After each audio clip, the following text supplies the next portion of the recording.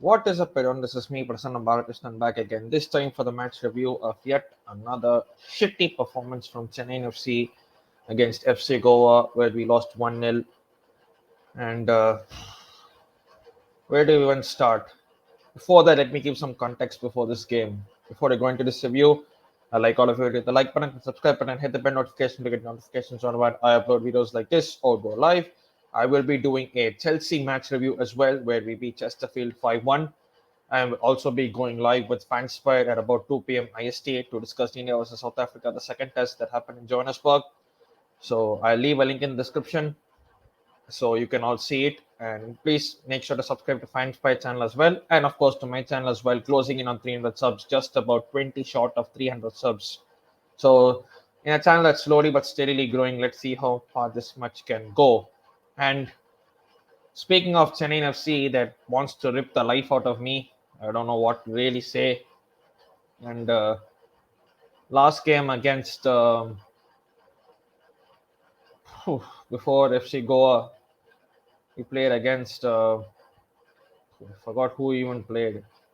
That's how uh, so kind of blank I am right now.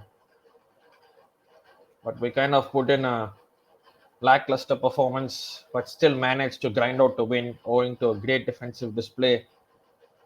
It was like Jamshedpur, yes, it was against Jamshedpur, and not a great, terrible performance again. We had nothing going forward, but we somehow got the goal and be able to shut up shop.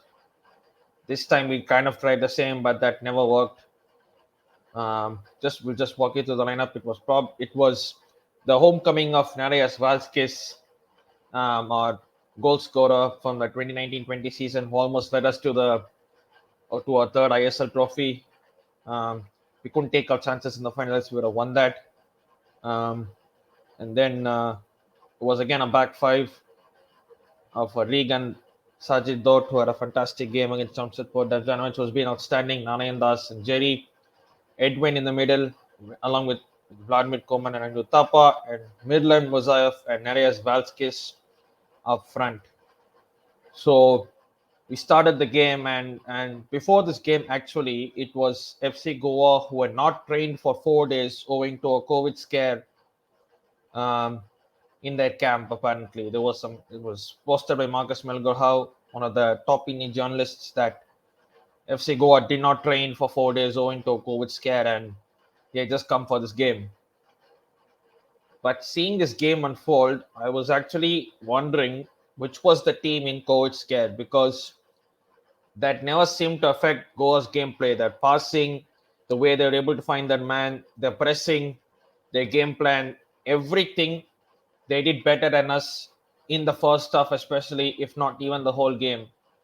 Because we were just trying to sit back and try to counter attack, and that was never going to work. I'm not sure why Bandovich tried to change from a 4-2-3-1 that was sort of working to a back five, which is not working at all. We have so much attacking threat on the pitch. We have Koman, we have Anirudh Thapa, we have Valskis, we have Midland Murzaev, who's been our top performer this season. And yet, still in that game, if you saw, you would hardly recollect a chance which we had. That's how bad we were. That's how poor we were going forward. Defensively, I thought we did well in parts. Sajid Dot, Damjanovic, Narayandas, they were good today. In most parts of the game. They were defending well. They kept the position well. They were able to clear the ball out once in danger. Even Debjit, I think he didn't have much to do, to be honest.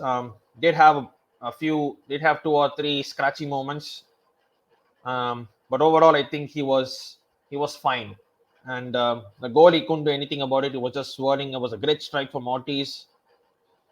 But on midfield yesterday was absolutely non-existent. Edwin Sydney, probably that was his worst game in a Chennai FC shirt. We all love the guy.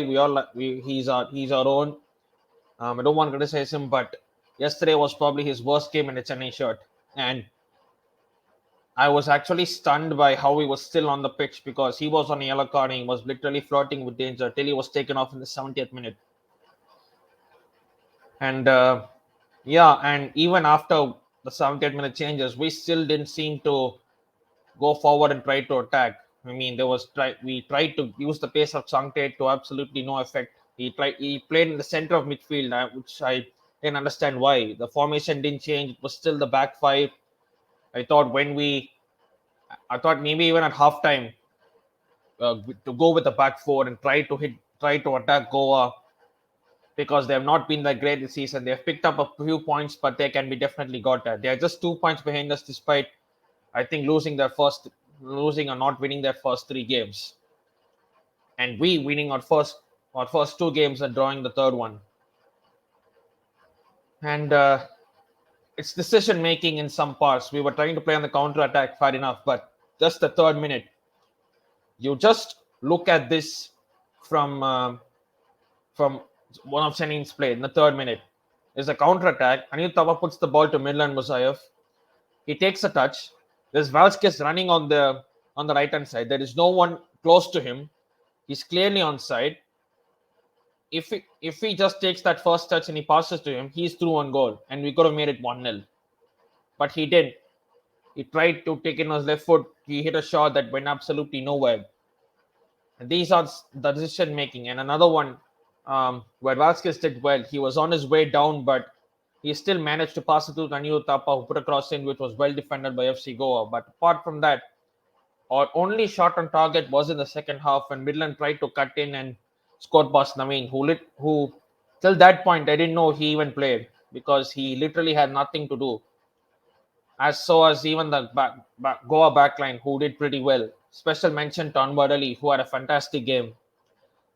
He's been through a lot in the past few months, but with this with this kind of heart problem and the foreign doctors saying he can play, but the AFF telling he cannot play, to him going to Tekro Swadesh, to him going to Punjab State, playing for Delhi as well, and now he's come back finally is playing in ISL, and he put in a wonderful performance yesterday, and I can only see this kid being one of our best centre backs, if not the best, for at least the next few years because he's still young. He's still 21, if I'm not mistaken, and he can be there at least for next 15 years. That's a huge amount of um, ex, um, that's a huge plus for Indian football, and I just hope he can get more and more games like this.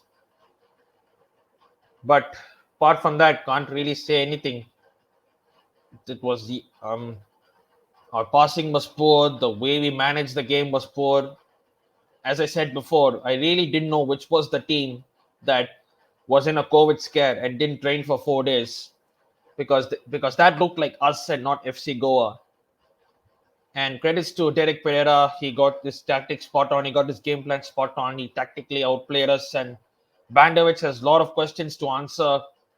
And next game we play Hyderabad on the 13th.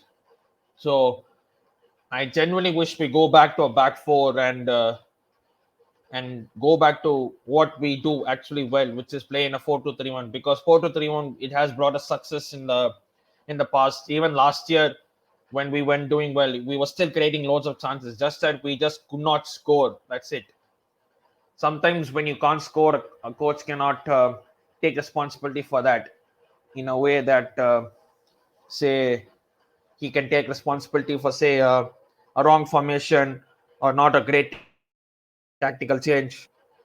But this one, I just hope he fixes up because we are literally in the midpoint of the season, and we are mid-table, which I will show in a couple of minutes. And these were the stats. Definitely, they don't paint a pretty picture.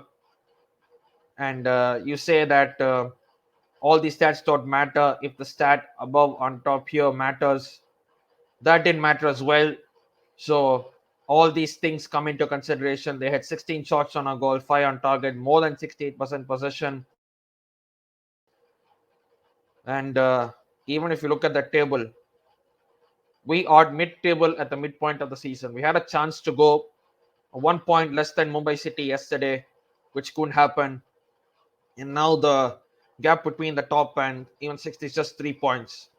And Odisha, if they win, they'll go to 16 points. They play Kerala Blasters, and who knows what will happen. Even I think a draw will probably keep us in sixth position, but I mean, top four is not beyond our reach. I Let me get that straight. To qualify for the playoffs, we need to get in the top four, which is not out of our reach. I'm not saying that in any manner, but the way we are playing is concerning nowadays, and I just hope we can fix it up by in the next few games.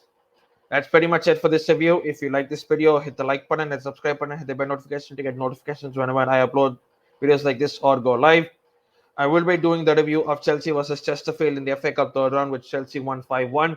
I'll be going live with Fines Fire at 2 p.m., which I'll provide the link later to discuss India South Africa, the second test. But until then, as I keep saying at the end of every single video, stay safe and wash them hands.